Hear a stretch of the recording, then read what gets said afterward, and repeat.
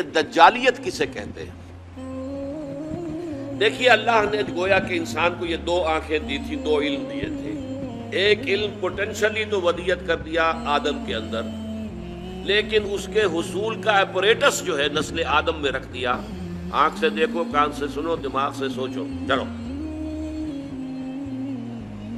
The ball was set rolling, اب وہ گیند جو ہے وہ لڑکا دی گئی، چلتی جائے چلتی جائے چلتی جائے چلتی جائے۔ ایک علم یہ تھا۔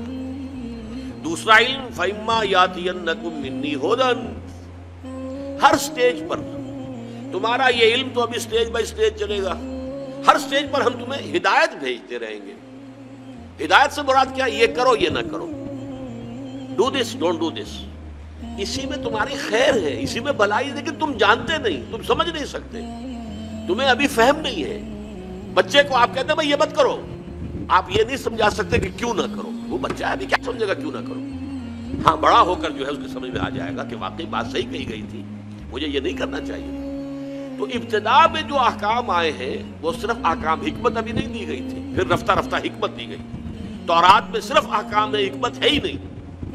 انجیل میں صرف حکمت ہے، احکام ہے ہی نہیں۔ قرآن میں آ کر حکمت اور احکام جمع ہو گئے، کتاب اور والحکمہ یہ دونوں کے دونوں آ گئے۔ لیکن انسان نے جب ایک آنکھ کر لی بند، یہ ہوا ہے پوسٹ رینائسنس یورپ۔ یورپ میں جو انتہائی تاریکی چھائی ہوئی تھی، نہ سائنس کا علم پڑھنے کی اجازت تھی، نہ فلسفہ کا علم پڑھنے کی اجازت تھی۔ پوپ کا اقتدار، بدترین ملوکیت، دو طرح کا اقتدار، ایک بادشاہی اور ایک پوپائی، پوپ کا۔ اور نہ سائنس پڑھ سکتے ہو، سائنس کی کتاب بھی کسی کے گھر سے نکل آئی تو زندہ جلا دیا جائے گا، فلسفے کی کتاب کسی گھر سے نکل آئی تو زندہ جلا دیا جائے گا۔ حالانکہ سائنس اور فلسفہ دونوں کا آغاز اس سے بہت پہلے ہو چکا تھا یونان میں اور انڈیا میں۔ یہ دو جو ہے اصل میں ancient centres of science and فلسفی بوتھ۔ لیکن یہ کہ یہ جو دور تھا میڈیول ایجز جن کو کہتے ہیں یورپ میں، ڈارک ایجز انہیں کہتے ہیں، یہ ہمارے تاریخ ادوار ہیں تاریخ کے، سائنس اور فلسفہ دونوں کی تعلیم جو ہے بند۔ اب جب کہ ہسپانیہ کی یونیورسٹیوں سے، اسپین کے اندر یہ یونیورسٹیاں تھیں، قرطبہ کی، غرناطہ کی، تولیتلا کی، یہاں آئے جرمنی سے لوگ، اٹلی سے لوگ، فرانس سے لوگ، اور یہاں سے علم حاصل کر کے گئے۔ ان کی آنکھیں کھولی، آنکھیں کھول کر جا کر انہوں نے اپنے ملکوں کے اندر تحریکیں شروع کی، احیاء العلوم، رینائسنس، ریفارمیشن، مذہب کے اندر اصلاح۔ اس کے نتیجے میں یہ علم شروع ہوا وہاں اب دوبارہ، لیکن مذہب کے خلاف شدید نفرت پیدا ہو چکی تھی پوپ کے طرز عمل کی وجہ سے۔ انہوں نے ہمیں روکے رکھا، سائنس پڑھنے سے روکے رکھا، انہوں نے ہمیں فلسفہ نہیں پڑھنے دیا۔ اس کی وجہ سے جو رد عمل تھا دشمنی کا، تو مذہب سے بالکل انہوں نے آنکھ بند کر لی، مذہب کو دفع کرو، صرف سائنس پڑھو۔ اب نتیجہ کیا نکلا؟ ایک آنکھ بند اور ایک آنکھ چوپٹ کھل گئی۔ یہی تو زمانہ ہے کہ جس میں سائنس کی ساری یہ ایکسپلوژن ہوا ہے، زوردار دھماکے ہوئے، کہاں سے کہاں انسان پہنچ گئے۔ اس میں نتیجہ کیا نکلا ہے کہ وہ ایک آنکھ کی جو ہے یافت، وہ تو آسمان سے باتیں کر رہی ہے اور ایک آنکھ بند ہے۔ یہ دجالیت ہے، اس لیے کانا دجال کہلاتا ہے۔ دو آنکھیں اللہ نے دی تھی، ایک آنکھ یہ ایکوائرڈ نالج والی، ایک آنکھ ریویلڈ نالج والی۔ ریویلڈ نالج سے آنکھ بند اور ایکوائرڈ نالج والی آنکھ چوپٹ کھل گئی۔ آج ہمیں خواص اشیاء کا علم حاصل ہو چکا ہے، پراپرٹیز آف میٹر، آج ہمیں کاسموس کا علم بہت زیادہ حاصل ہو چکا ہے، اور یہ علم اس حد کو پہنچ گیا ہے کہ چاند کو ہم اپنے پاؤں تلے روند کے آ گئے۔ اس سے آگے نہ معلوم خلا میں کہاں کہاں جو ہے جا رہے ہیں۔ آج کل آپ کو پروب کرنے والی چیزیں جو ہیں وہ مریخ سے بھی آگے کہاں کہاں پہنچ چکے ہیں۔ تو یہ انسان کا جو علم ہے، یہی علم ابھی کچھ اور آگے بڑھے گا تو تمام جو مسٹریز آف نیچر ہیں ان سب کو معلوم کر لے گا۔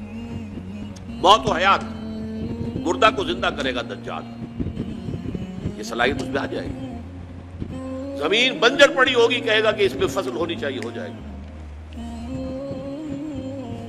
بارش نہیں ہو رہی، حکم دے گا اور بارش ہوگی، فاصلے ختم ہو جائے گا، اور ہو چکے ہیں virtually. This world has become a global village. یہ دجالیت ٹیکنالوجی کی وجہ سے اور فزیکل سائنسز کی ترقی کی وجہ سے یہ دجالیت جو ہے اب اس مقام تک پہنچنے میں تھوڑی سی کسر رہ گئی ہے.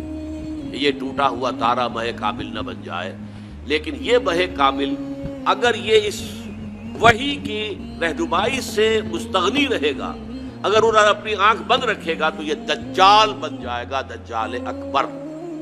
اور یہی در حقیقت اس دور کی سب سے بڑی ٹریجڈی ہے، اس دور کا سب سے بڑا المیہ ہے. ہمارا کام کیا ہے؟ دونوں علوم کا حصول.